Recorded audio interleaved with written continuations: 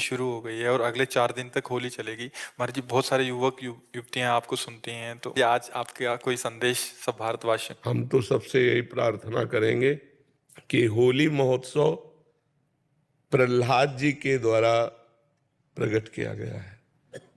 जब प्रहलाद जी किसी भी प्रकार हिरण्यकश्यप के मारने से नहीं मरे, तो उसकी बहन होलिका थी। वो हिरण्यकश्यप को उदास देखा, तो उसने कहा भैया उदास क्यों हो? तो उनका ये प्रहलाद मर नहीं रहा, तो उनका आज मर जाएगा। लकड़ी का बहुत सा ढेर लगाया जाए और उसमें लेकर हम प्रहलाद को बैठ जाएंगे, तो हमें अग्नि से वरदान मिला है, एक पट, शीतल पट, जिसको हम मोड़ लेंगे तो हमारा रोम भी नहीं झुलसेगा और प्रहलाद मर जाएगा। बड़ा प्रसन्न हुआ हिरण्यकश्यप। उसने बहुत लकड़ी का पहाड़ लगाया, उसमें ऐसा बनाया जिसमें प्रहलाद जी को लेकर उनकी बहन बैठ गई। प्रहलाद जी की बुआ हुई, हिरण्यकश्यप की बहन।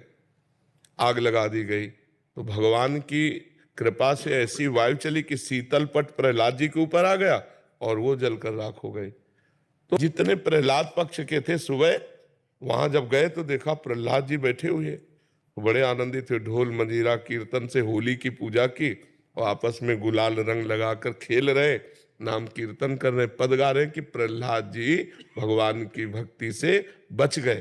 तो ये उत्सव मनाया जा रहा है। ये लोग जो शराब पीते हैं, गंदे हरकतें करते हैं, एक दूसरे के चेहरे पर कालिक पोतते हैं, नालियों में ये हिरण्यकश्यप पक्ष के हैं। अब वो भी तो उत्सव बनावे, कैसे बनावे? तो वो नालियों में गोबर कीचड़, उसकी हिरण्यकश्यप पक्ष की पार्टी, और एक होती साधुता की पार्टी, एक दूसरे पे गुलाल लगाए, रामकृष्ण हरि बोले और बैठकर पद गायन किए और खूब गुझिया और मिठाई भोग लगा कि ठाकुर जी को और पाए और आनंद मनाए। तो हमारी समस्त देशवासियों से प्रार्थना है, कोई भी व्यसन न किया जाए।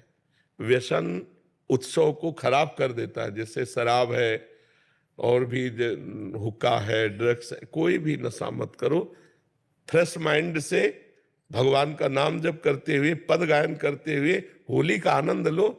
नशे में होली का आनंद थोड़ी होता, नशे में तो मूढ़ता छा जाती है, मूढ़ता में आनंद कहाँ। तो कोई भी नशा इस होली उत्सव में ना किया जाए और हम आनंद पूर्वक भाईचारा बनाते हुए एक दूसरे का सम्मान करें, प्यार करें।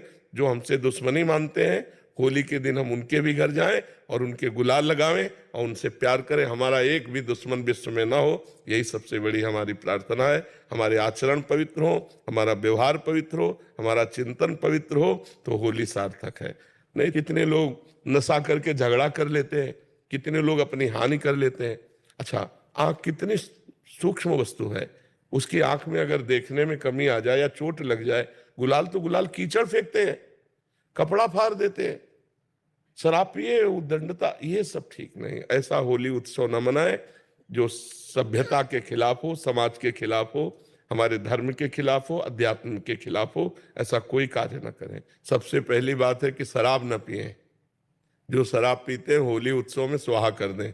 और दूसरी खास बात है, मांस न खाएं, क्योंकि आप भले जीव हत्या नहीं करते लेकिन आप हिस्सेदार हुए, क्योंकि आप खरीद के लाते हो और खाते हो, तो आप हिंसक ही माने जाओगे। तीसरी बात, किसी माता बहन की तरफ गंदी दृष्टि मत देखो, जैसे तुम्हारी बहन ऐसे दूसरे की बहन। तो आप पवित्र ब्रह्मचर्य रहिए और जो अपनी पत्नी है उसी पे अनुराग कीजिए।